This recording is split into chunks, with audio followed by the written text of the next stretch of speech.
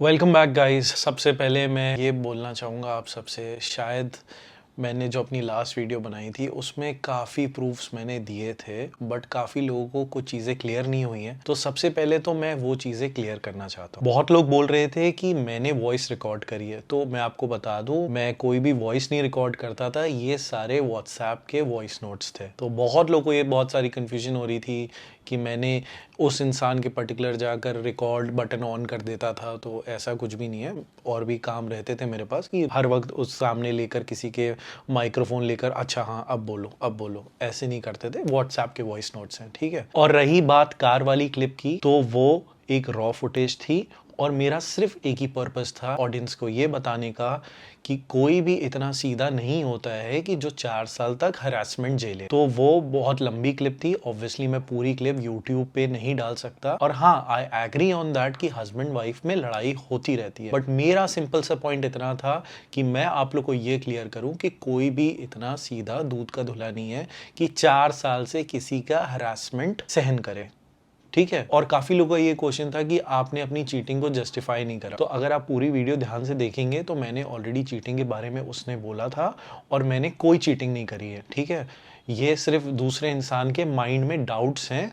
और दूसरी चीज, अब आप ये सुनिए, पहले मेरे थे मल्टीपल अफेयर्स, फिर मैं एक लड़की से शादी करना चाहता था।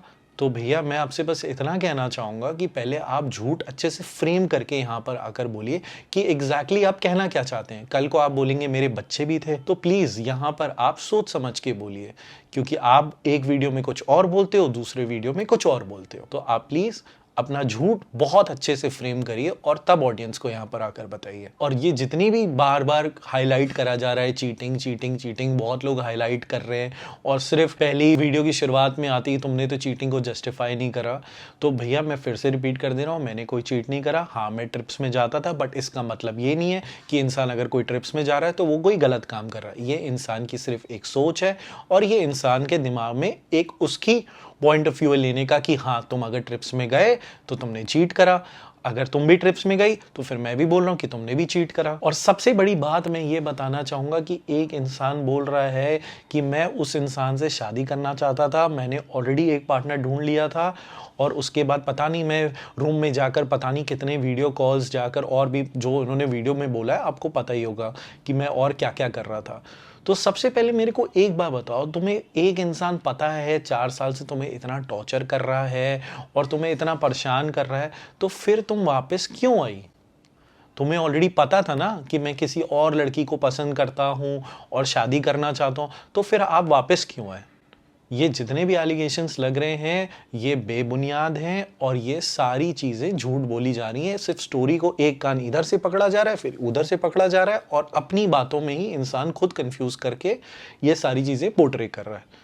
आई होप अगर आप उनकी दोनों वीडियोस देखेंगे, पहली वीडियो में उन्होंने कुछ और बोला, दूसरी वीडियो में कुछ और बोला। और आपका ये भी कहना है कि आप बोल रहे थे कि आपके परिवार वाले मेरे परिवार को पसंद नहीं करते थे। तो मैं आपको याद दिला दूं कि आपके परिवार में से आपकी बुआ और उनके फैमिली मेंबर्स आए थे। हमारे पूरा स्टोर उन्होंने देखा था, हमारा पूरा घर उन्होंने देखा था। उसके बाद उन्होंने घर में जाकर डिस्कस करके रिश्ता फाइनल करा था।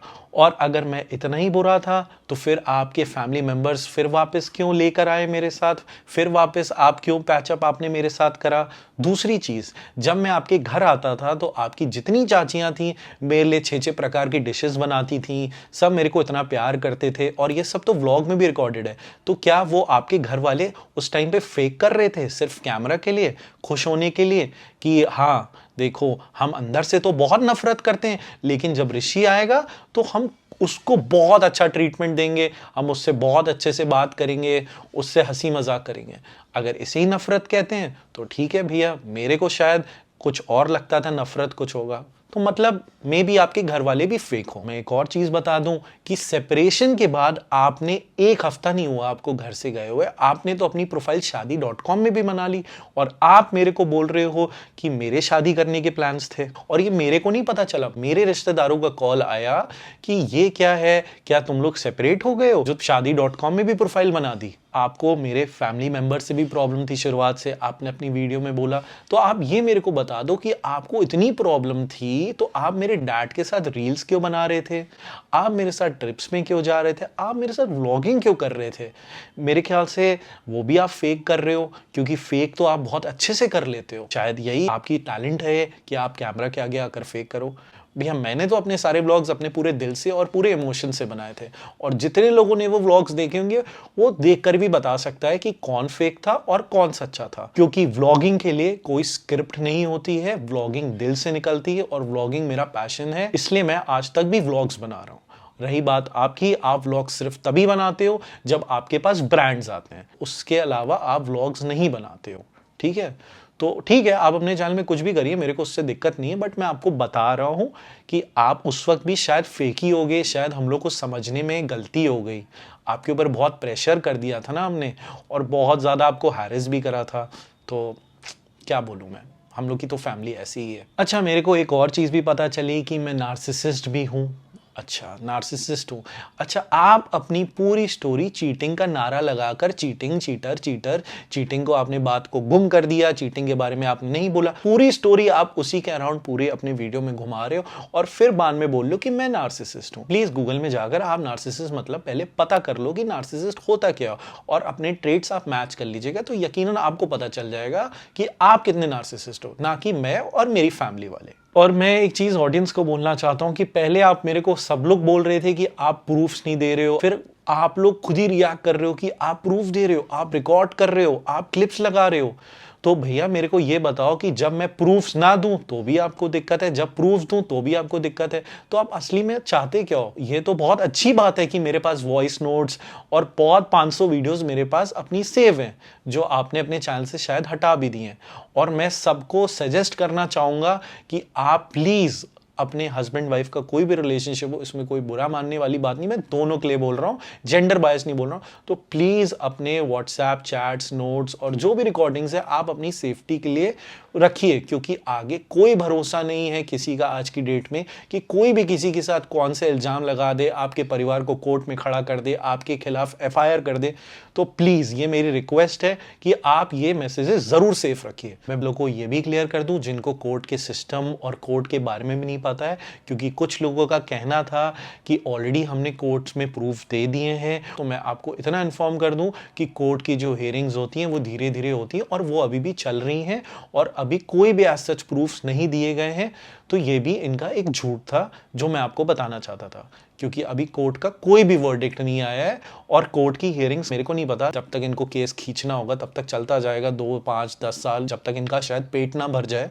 तो अभी तक कोई भी एज सच प्रूफ्स नहीं सबमिट हुए हैं, ना एज सच कुछ प्रूफ हुआ है। तो इसलिए प्लीज आप अपनी ऑडियंस को मिसलीड करना बंद करिए। मुझे कोई शौक नहीं है कि आप वीडियोस ना बनाओ या आगे आप अपनी लाइफ में ग्रो मत करो। आपके 5 मिलियन, क्या मैं प्रे करता हूं कि आपके 100 मिलियन फॉलोअर्स हों और आप बहुत अच्छे से ग्रो करो। मेरा कभी भी कोई ऐसा इंटेंशन नहीं था कि मैं आपको परेशान करूं या आपको हैरेस करूं। अगर मेरे दिमाग में होता तो मैं भी केसेस कर सकता था, बट मैंने एक भी आपके ऊपर कोई केस नहीं करा। ठीक है, तो आप इसलिए ये तो बोलो मत, क्योंकि मेरे को पता है मेरे इंटेंशंस क्या है। आपने जब मेरे माँ बाप और मेरे ऊपर केस करा, जब आप हमको महिला थाने ले गए, जब आप हमको कोर्ट में प्रेजेंट कर रहे हो, इतना परेशान कर रहे हो, तो बेटे होने के नाते मैंने अपने पेरेंट्स के लिए बस आवाज़ उठाई, और स्टार्ट आपने करा। पहले तो मैं बहुत जनरलाइज्ड वे में बना रहा था कि शायद आपको थोड़ी बुद्धि आ जाए, बट शायद आपको फिर भी नहीं समझ में आया। आप तो आराम से केसेस करके बैठे हुए थे, शायद आपकी फैमिली के साथ भी होता ही है, तो आपको फिर ये चीज़ समझ में आती, लेकिन आपको शायद नहीं समझ में आएगी आपके लिए, क्योंकि ये गेम है कि कोई बात नहीं, आराम से चिल करो, रिलैक्स बैठो, केसेस कर दो, पार्टी करो, एंजॉय करो, रिलैक्स करो, कोई बात नहीं। आप ये अपना गेम कंटिन्यू रखिए। आपको अगर मज़ा आ रहा है, ये गेम आप खेलते रहिए। आपके घर में शादी हो रही है, आपको डांस प्रिपरेशंस और भी बहुत चीज़ें करनी होंगी। So all the best with your life, all the good wishes to your life.